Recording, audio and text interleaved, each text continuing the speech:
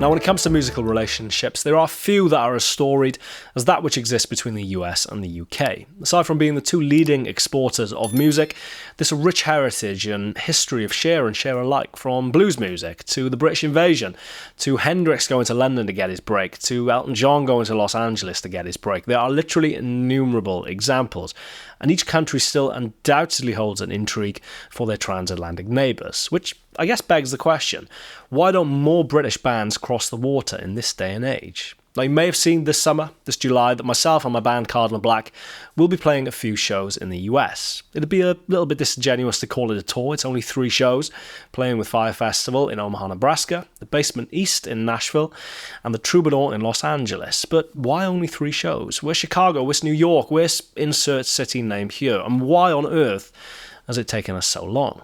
Now, it's an oft-repeated line, the bands make their money touring, and while this is true to an extent, I don't think it would surprise anyone to learn that the millions of streams that we've accrued on Spotify or streaming services or YouTube views, etc., actually equates to very little. You also haven't got to dig too deep to uncover the fact that bands are in the midst of a cost of touring crisis. To quote a recent Guardian article highlighting the exorbitant costs associated with actually keeping a band on the road. Now, without labouring the point too much, the avenues which are open to musicians to make a decent living, or just a living, exclusively from writing, recording and playing original music are becoming increasingly less and less. And even though touring is increasingly less lucrative, it is still undoubtedly a massive part of a band's potential revenue, which is why we've been so keen to get to the US. But having just been through the process of applying for a US visa, suffice to say it is easy to see why some bands just simply don't bother. It is extensive, and boy is it expensive. Now, to say the application process was exhausting actually is probably more apt, would be an understatement, truly like no other. It actually took the better part of a year, believe it or not. Essentially, in a nutshell, you are looking to prove that the band is notable or noteworthy enough in order to be able to actually go to the US to play some shows, and to that end we had to pretty much put together every bit of press that we've ever had, either collectively or individually. We also had to write a brief biography for every member of the band, outlining their history, their education, any previous or current employment, their parents' history, education, and parents' previous or current employment, as well as any email addresses, old or current, as well as social media handles that we might have used in recent years. In addition to that, the band's discography, chart positions, stream count, video views, management, booking agents, and we also had to provide a letter of reference from an expert in our field, basically outlining why we would be a brief, albeit worthwhile addition to the US music industry. It was full on, to say the least. Once your application is submitted and received, the final stage in the process then is to attend an appointment at the US Embassy in London, in our case, where you have to give over your passport, your paperwork, your fingerprints, and an additional photo before finally attending an interview where you're grilled on your itinerary and your intentions whilst in the US, before ultimately being told whether or not you are successful. Suffice to say, for 6 of us in the band, 6 of us on stage at the very least, 4 core band members and 2 session musicians, completing that process over the last year has been a little bit of an administrative headache, especially alongside our current recording and touring schedules. And needless to say, all of that does not come cheap. Now, to be honest, as much as the administrative side of things and all of that paperwork has been a little bit of a headache at various points, the main thing that's prohibited us coming to the US to this point is undoubtedly the cost. Now, we'll get to the physical cost of getting the band over to the US in a second, but when it comes to the visas alone, the cost is a lot. And it's recently gone up. As AP News reports, a single visa for a foreign musician, has recently risen from $460 to $1,655, which is a 250% increase, which means that for the 6 people on stage in Cardinal Black, we're looking in the region of $9,930 for the visas alone. That's been suggested that one of the reasons for the price increase is so that the USCIS, the United States Citizenship and Immigration Services, can clear their substantial backlog, which is great in time, but obviously doesn't really kind of have much bearing for us at the moment. So unfortunately, we had to pay the additional $2,500 to basically expedite the process, to make sure that we got a response, positive or negative. It's worth pointing out, and needless to say, the application fees are non-refundable, in time for us to actually make the trip.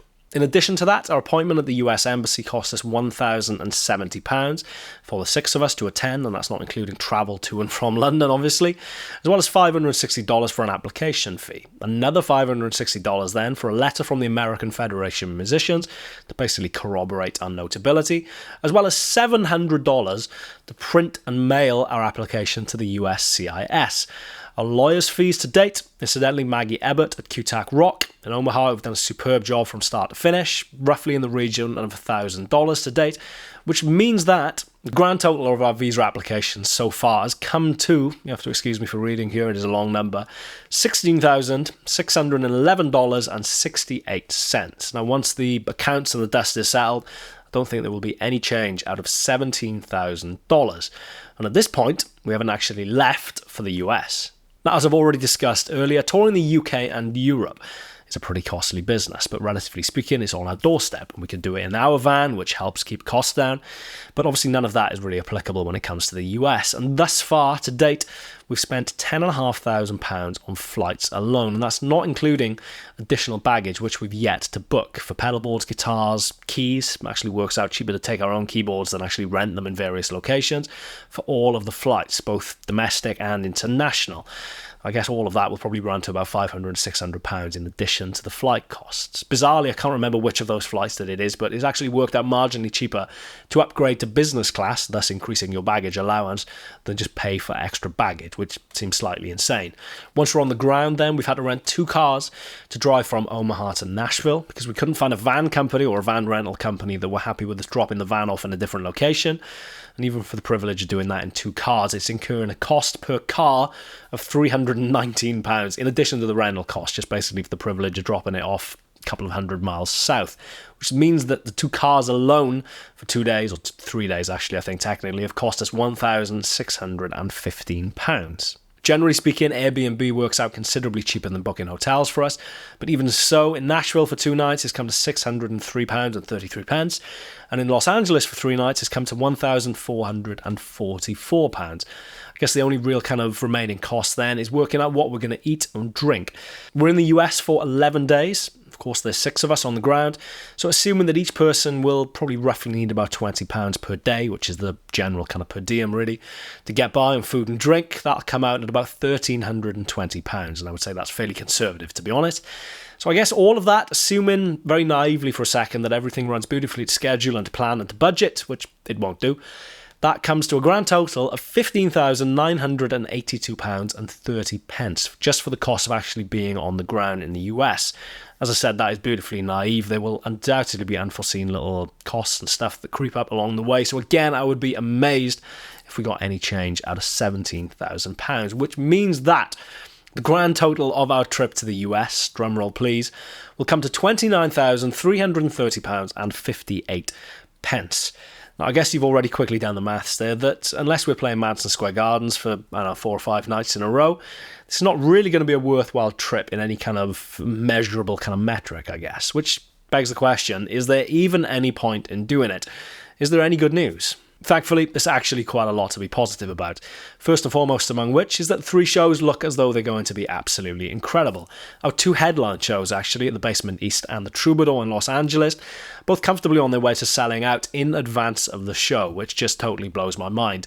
The Nashville show in particular, we announced initially was penned for the Basement, much smaller club, but then that sold out in, I think, just under 2 hours, so it was bumped to the Basement East, a much bigger venue at 600 capacity. But again, blowing my mind, that's already well on its way to selling out. So we are forever indebted to anyone who has bought tickets to either of those shows or any of the American shows that we're doing thus far. It really does make a hell of a difference. However, undoubtedly the saving grace of this trip are Jeff and Vanessa, fans of ours and the brains behind Playing with Fire Festival in Omaha, really have moved heaven and earth to make sure that they can get us across the Atlantic, putting together an offer that's basically ensured that none of us actually have to remortgage in order to make this trip a reality. Honestly, without those guys, this trip categorically would not be happening. And I guess that's all there is really to say. Needless to say, if any of you can make any of the shows, I appreciate they're a little bit sporadic and there's so many places that we're not visiting. But ultimately, the plan of this trip is to pave the way for future US tours. Obviously, for all of the reasons discussed in this video, though, I guess none of which is a certainty. So if you can make any of those shows, please do come down and say hello. Seriously excited about this trip. I'm going to play you out now, but as ever, thank you very much for watching. I'm Chris Buck. This is Friday Fretworks. Please subscribe, hit the bell icon. Hopefully, see you in July. Take care, guys. See you soon.